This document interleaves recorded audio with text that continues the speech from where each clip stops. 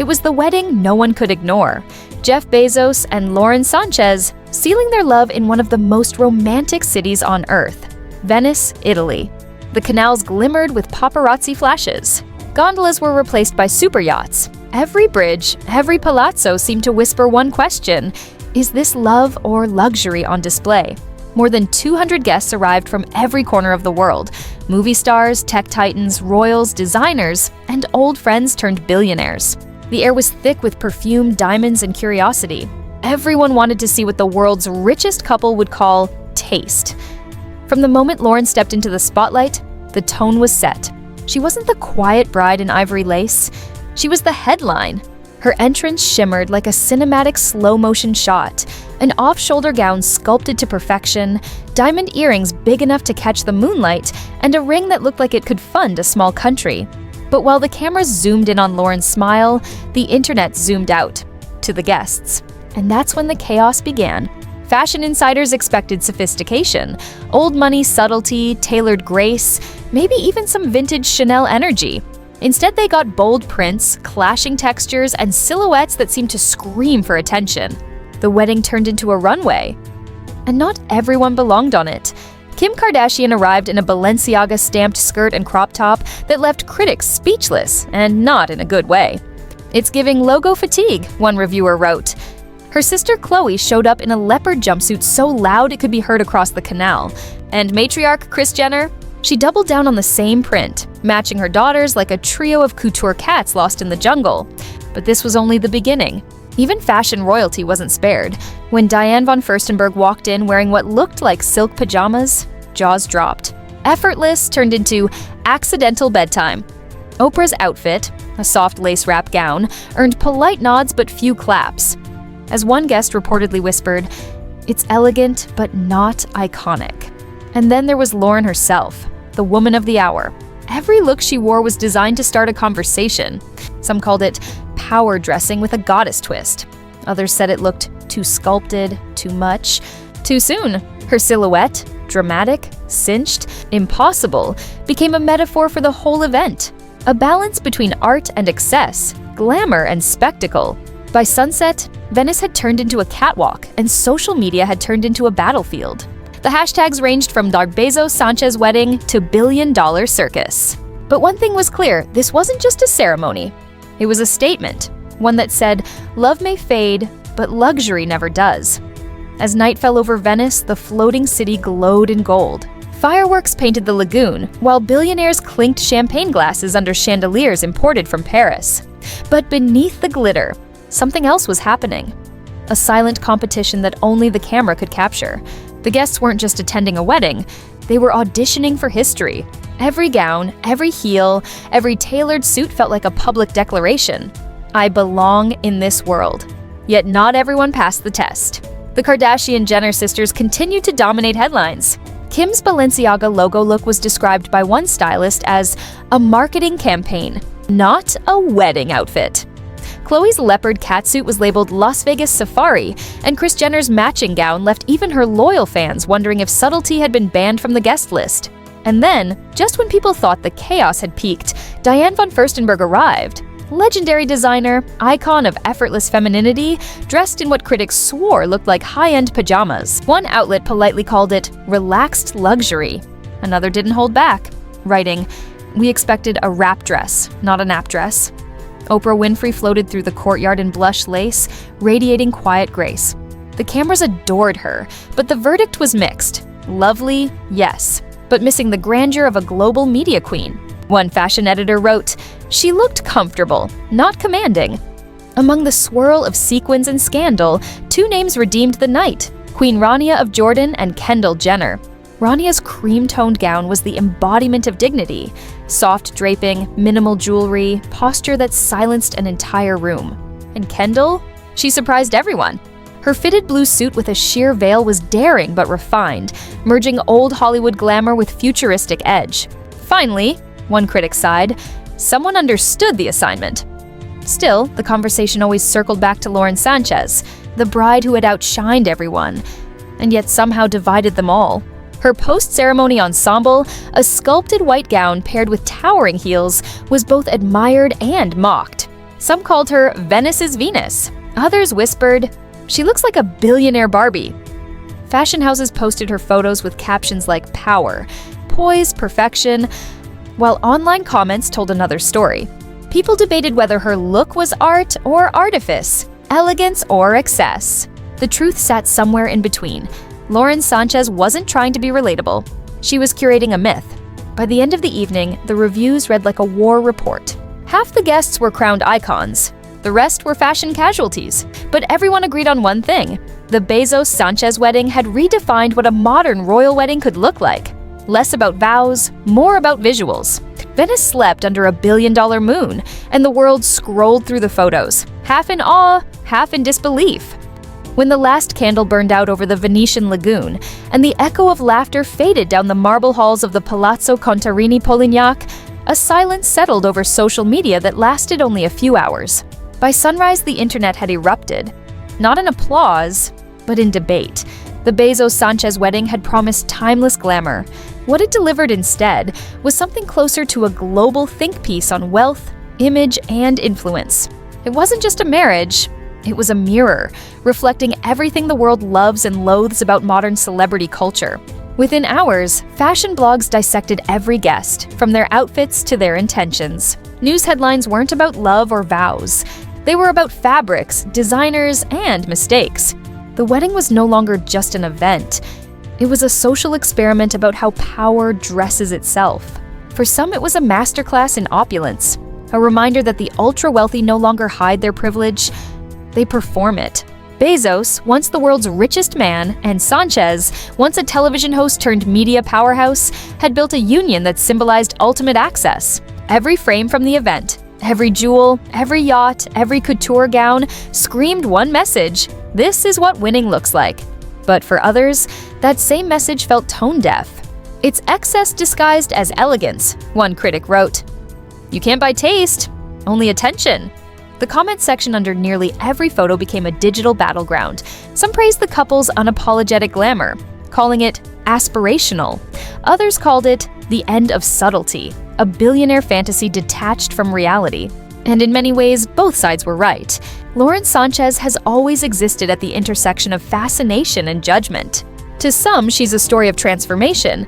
From a reporter chasing breaking news to a woman rewriting her own headlines. To others, she represents ambition that crossed into calculation. Her romance with Bezos was called everything from a love story of equals to a PR-driven empire merger. But here, in Venice, Lauren seemed unbothered by what anyone thought.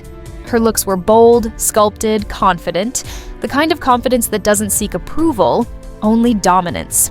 The gowns, the diamonds, the posture, it all read like a manifesto.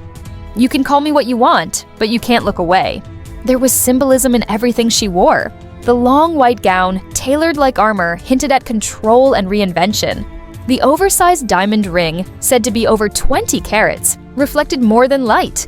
It reflected power. Even her hair, swept into a timeless wave, carried the visual vocabulary of old Hollywood, a reminder that beauty, in her world, is another form of strategy.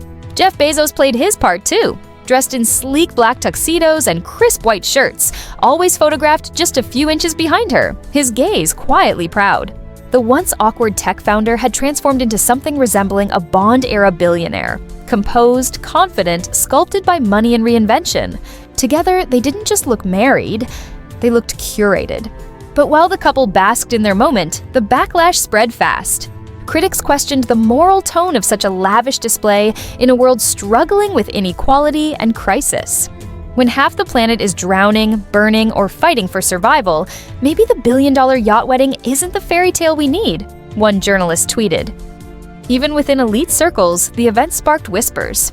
Designers who weren't invited complained anonymously to the press about the politics of exclusivity. Some stylists admitted they were told not to dress certain guests if their brands weren't luxury enough.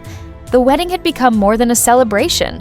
It was a silent class system stitched into satin, and yet the imagery was irresistible. Venice, a city once ruled by merchants and empires, was the perfect stage for Bezos and Sanchez. Its fading palaces and golden light made the event feel timeless, almost mythic. Every photo looked like a Renaissance painting come to life. Bezos and Sanchez weren't just newlyweds, They were characters in a story about the New World Order, where tech money replaces royal blood and influence is the new nobility. The symbolism deepened when the guest list was analyzed. Royals, politicians, media moguls, fashion icons, every name represented a piece of the global elite. It was less about friendship and more about affiliation. Who got invited said as much about power as the ceremony itself. And then came the unspoken question: why Venice? Because Venice isn't just romantic, it's symbolic. It's a city that has survived floods, wars, and centuries of decadence. A floating jewel that refuses to sink, no matter how heavy the weight of its history. In a way, it mirrored Lauren Sanchez herself. Criticized, misunderstood, yet unshaken. She's been called many things over the years: opportunist, visionary, seductress, survivor. But in that weekend, she reclaimed every label. Her wedding wasn't just about love. It was about narrative control. She was telling the world that the girl once dismissed as Bezos' girlfriend had now become Mrs. Bezos, on her own terms. And yet, behind the glitz, there was something undeniably human. When the music faded and the guests dispersed, those close to the couple described a quiet moment. Bezos taking Lauren's hand, whispering something that made her laugh. No cameras, no diamonds, no headlines. Just two people who had somehow built an empire around their love. That moment didn't go viral, but maybe that's where the truth really was. Still, as the internet kept arguing, a bigger question lingered. What does this wedding say about the age we live in? Because the Bezos-Sanchez wedding wasn't just an event, it was a cultural checkpoint. It showed how far celebrity has evolved, and how wealth has rewritten the language of romance. The fairy tale isn't about glass slippers anymore. It's about private jets and custom Valentino gowns. The modern Cinderella doesn't wait for a prince. She builds her own empire, then marries one. In the end, maybe the wedding wasn't supposed to make sense. Maybe it was supposed to dazzle, provoke, and divide, just like the people at its center. Lauren Sanchez once said in an interview that she believes in living out loud, and that's exactly what she did. The wedding was loud, not in sound, but in symbolism. Every sequin, every headline, every photo said, "We've made it, and we're not apologizing for it." For Jeff Bezos, the event marked something else, a transformation from tech titan to global icon. For Lauren, it was vindication. The world might still debate her motives, but no one can deny her impact. She didn't marry into wealth. She merged with it, reshaped it, and redefined what it looks like in public.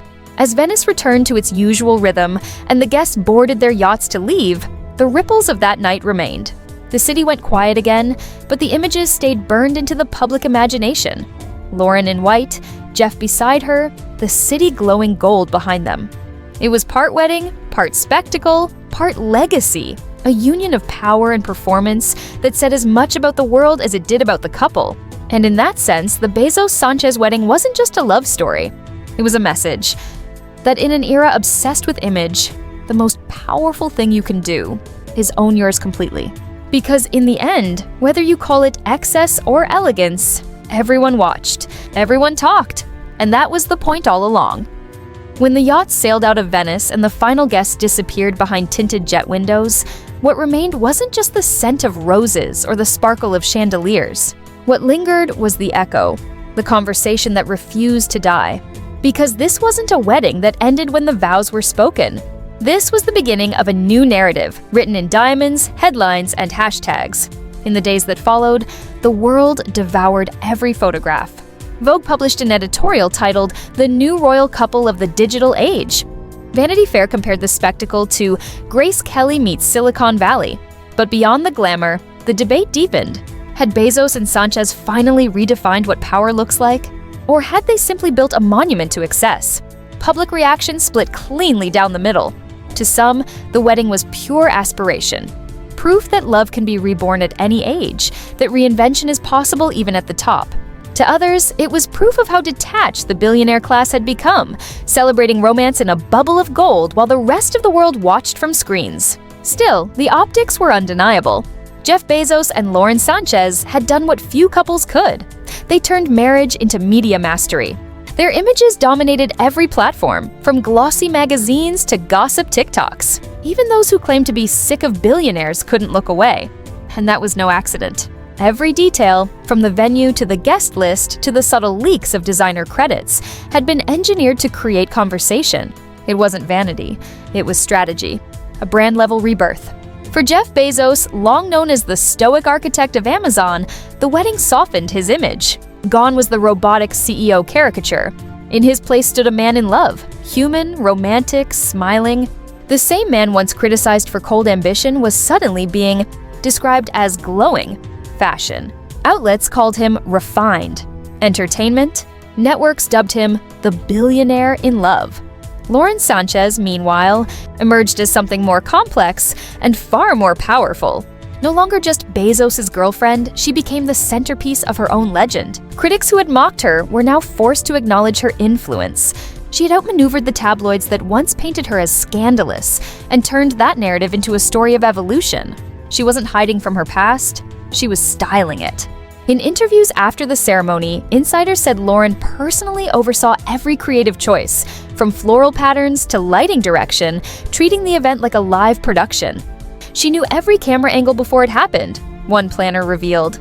It wasn't just a wedding, it was choreography. That level of control defined the next phase of their public life. The couple leaned into their power image, glamorous, unified, purpose-driven. Within weeks, Bezos' foundation teased new environmental projects, while Sanchez promoted her Women in Aviation initiatives. The wedding photos blended seamlessly into their philanthropic messaging. Romance and reputation had merged into one campaign. But the backlash never truly stopped. Online, critics questioned how genuine the spectacle could be. If you have to plan your love like a PR rollout, is it still love?